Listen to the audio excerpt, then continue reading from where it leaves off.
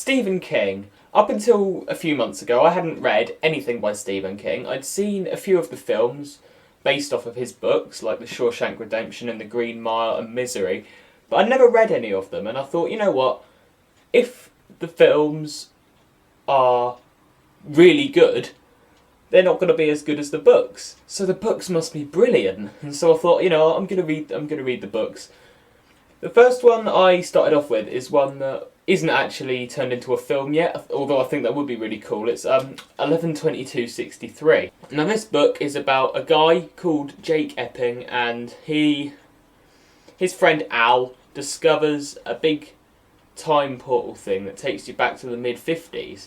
And you can go in and out, but every time you come back in and then go through the portal again, it's a complete reset. It goes back to the exact same place in time and space every single time, and it completely resets everything that you did in the last visit, if that makes sense. Now his friend Al says to him, I want you to go back to the 50s and wait a little bit until 1963, and I want you to stop JFK being shot.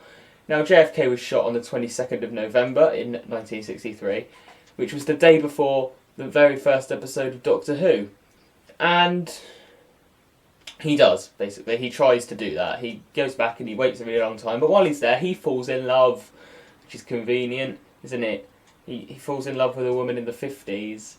That's not good. Now, this book is absolutely fantastic because the premise of it is absolutely brilliant. Him going back, trying to stop this major historical event from happening, and things get in the way and things distract him and things, mean he can't do what he wants to do and stuff. That's really, really good. And the characters are great. Al, I like. The main character, Jake, I like him because he's relatable. He's just a teacher. This book is set in 2011, well, the bits in the present day are at least, and he's just an English teacher. He is just a regular person, just doing his life, and he's thrown into it. So he's a normal person, and you can relate to him. And that's a good thing, and you like, well, apart from the bad people in this book, you like all of the good characters. You're like, yeah, I can really get to like these people. Somewhere along the line, he meets Lee Harvey Oswald, who is the man who kills JFK in real life and things. And yeah, things start getting complicated from there as well. But this is a really good book. If I was going to have one quibble with it, it would have to be the length. This book is 734 pages long. Not as long as Insomnia, which is another book by him, which is 902 pages long. But it's long, it's 734 pages. I would complain that this was too long if it wasn't exactly the right length. Because being 734 pages, this book allows everything to happen in exactly the time it needs to happen.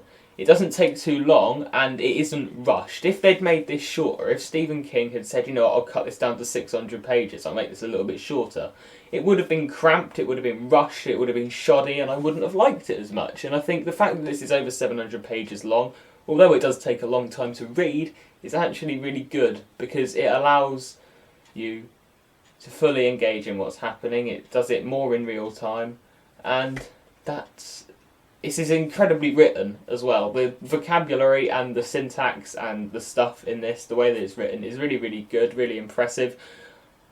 That's why I started reading Insomnia by Stephen King, because I just want to read more of his books. This is so incredibly well written. I just love it. I absolutely adore this book. I will give this a 4 out of 5. Not 5 because it's a little bit long. But yeah, you should definitely read this. 4 out of 5. I'll do another review soon and I'll do another video tomorrow.